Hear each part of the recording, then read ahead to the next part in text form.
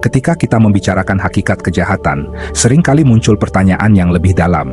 Apakah kita mampu benar-benar memaafkan pelakunya?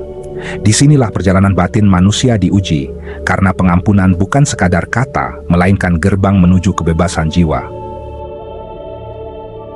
Dalam hakikat terdalam, tidak ada yang benar atau salah. Semua hanyalah ekspresi dari keberadaan yang sama, seperti ombak yang naik dan turun di samudera. Ombak tinggi tidak lebih salah daripada ombak rendah, keduanya hanya gerak. Dari sini muncul pandangan, kejahatan hanyalah bayangan, bukan musuh. Artinya, pada tingkat hakikat, orang yang berbuat kejahatan tetaplah percikan dari sumber yang sama. Ia bukan terputus dari cahaya. Ketahuilah, kejahatan tidak hadir karena hidup punya arah salah, melainkan karena kehidupan mengekspresikan dirinya dalam spektrum penuh. Seperti cahaya putih yang ketika melewati prisma, terurai menjadi warna-warni. Dalam warna itu ada terang, ada gelap, ada lembut, ada tajam. Semua bagian tetap berasal dari cahaya yang sama. Kejahatan adalah cara keberadaan memunculkan bayangan agar terang bisa dikenali. Tanpa gelap, engkau tidak akan mengenal arti cahaya. Tanpa luka, engkau tidak akan merasakan kedalaman cinta. Tanpa pengkhianatan, engkau tidak akan mengerti arti kesetiaan. Tetapi jangan salah, ini bukan berarti kesadaran murni merayakan kejahatan. Ia hanya memandangnya sebagai fenomena, bukan musuh. Bayangan hanya bisa ada karena ada cahaya. Dan cahaya tetaplah cahaya, ia tidak ternoda oleh hadirnya gelap. Di tingkat manusia, kita merasa tersakiti, marah, atau terluka oleh apa yang kita sebut kejahatan. Itu wajar. Karena di dunia bentuk, ada hukum sebab akibat, ada tanggung jawab, ada konsekuensi. Tetapi di tingkat kesadaran murni, semua pengalaman, baik yang kita sebut baik maupun jahat adalah gelombang dalam samudera yang sama. Mengapa kejahatan ada? Karena keberadaan sedang memanggil kita untuk bangkit ke kesadaran lebih tinggi. Karena lewat gelap, kita didorong mencari terang. Lewat kebencian, kita belajar cinta. Lewat penderitaan, kita mengenal belas kasih. Maka, kejahatan hanyalah cermin. Dan dari cermin itu, engkau bisa memilih, tetap terjebak dalam bayangan, atau bangkit menjadi cahaya.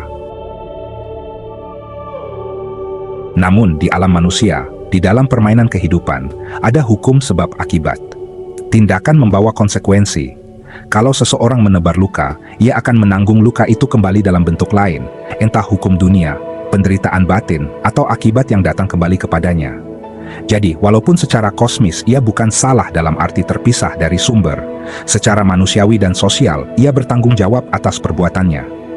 Karena jika tidak ada tanggung jawab, kehidupan di dunia akan kacau. Tidak salah di hakikatnya, karena ia tetap bagian dari samudera kesadaran.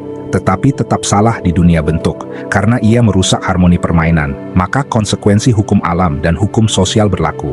Ibarat anak kecil yang menodai kertas dengan tinta hitam. Apakah coretan itu salah dalam mata sang seniman agung? Tidak, karena itu bagian dari kanvas besar. Tapi apakah si anak tetap harus belajar agar tidak menodai sembarangan? Ya, karena dunia belajar berjalan dengan hukum kedewasaan. Jadi begini, orang yang berbuat kejahatan tidak pernah terputus dari sumber, tetapi ia tetap memikul akibat dari tindakannya. Bayangan tidak pernah mengotori cahaya, namun bayangan tetap membawa dingin yang nyata bagi yang berdiri di dalamnya. Dan di titik ini, engkau perlu melihat lebih jernih. Kejahatan bukanlah sesuatu yang lahir dari ruang hampa. Ia muncul dari pikiran yang terikat, dari batin yang tidak mengenali dirinya sendiri. Seseorang yang melakukan kejahatan sesungguhnya sedang terperangkap dalam kabut kesadaran yang belum pulang. Ia sedang berlari dalam kegelapan, mencoba mencari pegangan, tetapi yang digenggam justru duri. Dari pandangan manusia, kejahatan adalah luka, adalah penghancuran.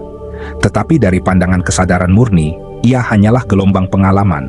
Bukan berarti ia benar atau pantas dilakukan, melainkan ia terjadi sebagai bagian dari tarian dualitas. Sama seperti malam yang memberi makna pada siang, kejahatan membuat manusia terbangun dan melihat pentingnya kebaikan. Namun, jangan disalahpahami. Melihat bahwa kejahatan hanyalah gelombang tidak berarti membiarkannya. Justru disinilah letak kebijaksanaan. Manusia diajak untuk tidak terperangkap dalam dendam atau kebencian, melainkan melihat kejahatan sebagai cermin dari ketidaksadaran. Dari cermin itu, engkau bisa memilih. Apakah akan ikut larut dalam arus kegelapan, atau menjadi cahaya yang menuntun jalan? Kesadaran murni tidak menilai siapa yang bersalah atau siapa yang benar, karena di mata keberadaan, semua hanyalah peran yang dimainkan. Tetapi di level manusia, engkau tetap punya tanggung jawab. Engkau tetap perlu menjaga agar kehidupan tidak jatuh dalam kekacauan. Dan tanggung jawab itu bukan datang dari rasa dendam, melainkan dari cinta, dari pemahaman bahwa bahkan mereka yang berbuat jahat sesungguhnya adalah jiwa yang sedang tersesat, yang suatu saat juga akan mencari jalan pulang. Itulah hakikat kejahatan. Ia bukan musuh abadi, melainkan bagian dari permainan yang membuat manusia bisa mengenali cahaya. Ia adalah guru yang keras, tetapi dari ketegasannya, engkau bisa belajar arti kasih yang lebih dalam. Pengampunan dari sudut pandang manusia yang terluka seringkali terasa mustahil. Bagaimana mungkin seseorang memaafkan ketika tubuhnya disakiti, ketika hartanya dirampas, ketika orang yang dicintai direnggut dengan kejam? Pikiran manusia menolak, hati manusia memberontak. Dan itu wajar. Karena di level pengalaman manusia, luka adalah nyata, pedih itu sungguh terasa. Namun dari sudut pandang kesadaran murni, pengampunan bukanlah tentang melupakan perbuatan, bukan pula tentang membenarkan kejahatan. Pengampunan adalah pelepasan diri dari ikatan luka.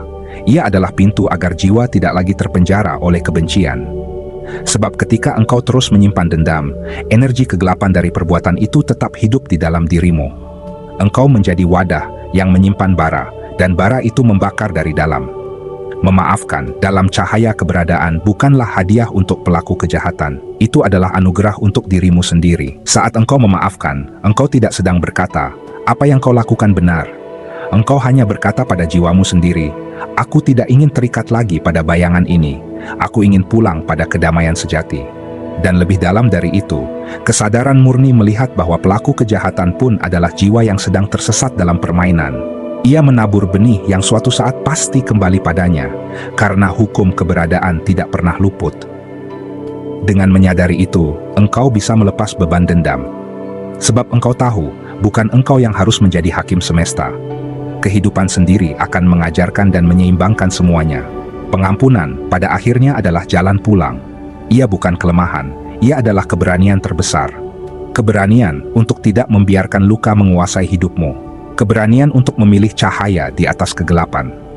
Ketika kita menyadari bahwa kebaikan dan kejahatan hanyalah gelombang di samudra yang sama, kita mulai melihat dunia dengan mata yang baru. Tidak lagi terjebak dalam penilaian, melainkan hadir sebagai kesadaran yang lapang, menerima segalanya sebagaimana adanya. Disitulah kebebasan sejati bersemayam.